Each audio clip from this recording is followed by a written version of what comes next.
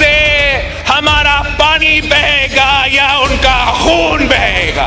उन आतंकियों को और इस हमले की साजिश रचने वालों को उनकी कल्पना से भी बड़ी सजा मिलेगी। पहलगाम की बैसरन घाटी में 28 हिंदू पर्यटकों के नरसंहार के बाद भारत में गम और गुस्से का आलम है। हर तरफ से बदला लेने की आवाजें उठ रही हैं। भारत ने पाकिस्तान के खिलाफ डिप्लोमेटिक एक्शन की शुरुआत कर दी है। पीएम मोदी ने कहा था कि बैसरन घाटी के गुनहगारों को मिट्टी में मिला दिया जाएगा।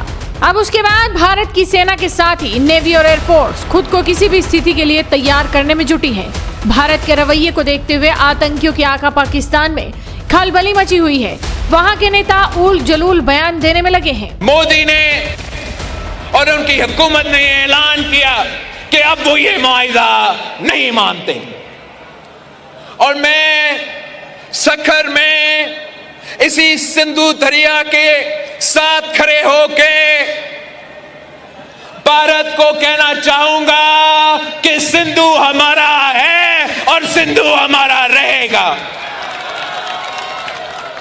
या इस दरिया से हमारा पानी बहेगा या उनका खून बहेगा। लेकिन भारत में एक्शन ताबड़तोड़ है। सबसे पहले सिंधु जल समझौते को सस्पेंड करने का ऐलान किया गया। इसके बाद भारत में पाकिस्तानी उच्चायोग में नियुक्त तमाम डिफेंस एडवाइजर्स को देश छोड़ने का अल्टीमेटम दे दिया गया। इन्हें 30 अप्रैल 2025 तक का समय दिया गया है। वैलिड वीजा पर भारत आए पाकिस्तानी नागरिकों को तत्काल देश छोड़ने का आदेश दिया गया। पाकिस्तान गए भारतीय नागरिकों को भी तुरंत देश वापस आने की सलाह दी गई। भारत के इस एक्शन से पाकिस्तान की हवा टाइट हो गई है। बौखलाहट में पाकिस्तानी सेना नियंत्रण रेखा पर सीज फायर का उल्लंघन करने में लगे हैं, जिनका इंडियन आर्मी मुंह तोड़ जवाब दे रही है। उधर ईरान के राष्ट्रपति मसूद पेजिशकियन ने प्रधानमंत्री नरेंद्र मोदी से फोन पर बातचीत की। उन्होंने जम्मू कश्मीर में हुए आतंकवादी हमले की कड़ी निंदा की और पीड़ितों के प्रति अपनी गहरी संवेदनाएं व्यक्त की। विदेश मंत्रालय ने बताया कि दोनों नेताओं ने इस बात पर सहमति जताई कि ऐसे आतंकी कृत्यों के लिए कोई भी औचित्य नहीं हो सकता और मानवता में विश्वास रखने वाले सभी देशों को आतंकवाद के खिलाफ एकजुट होकर खड़ा होना चाहिए। पीएम मोदी ने भी भारत की जनता के आक्रोश और दुख को साझा करते हुए कहा कि भारत आतंकवादी हमले के दोषियों और उनके समर्थकों के खिलाफ कठोर और निर्णायक कार्रवाई करेगा।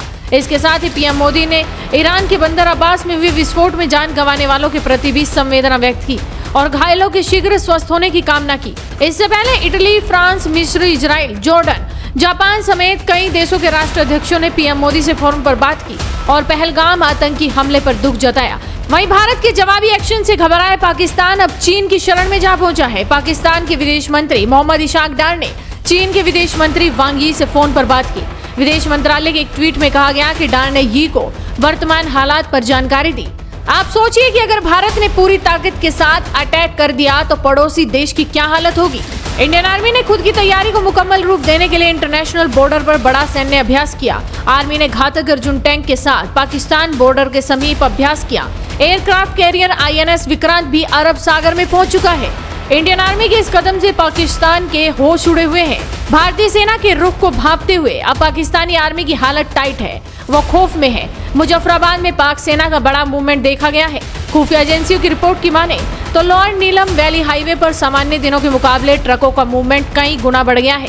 भारतीय सेना की नजर से बचने के लिए सिविल ट्रक में ज्यादातर मूवमेंट हो रही है। मुजफ्फराबाद से फॉरवर्ड बेस के लिए जवानों को भेजा जा रहा है। वहीं भारत के गुस्से को देखते हुए पाकिस्तान के अंदर भी आपातकाल जैसे हालात हैं। पाक ने सभी मेडिकल स्टाफ की छुट्टियां रद्द कर दी हैं। लीपा वैली और झेलम वैली में सभी मेडिकल स्टाफ की छुट्टी रद्द की गई है। आप अंदाजा लगा सकते हैं कि पाकिस्तान किस कदर बौखलाया हुआ है।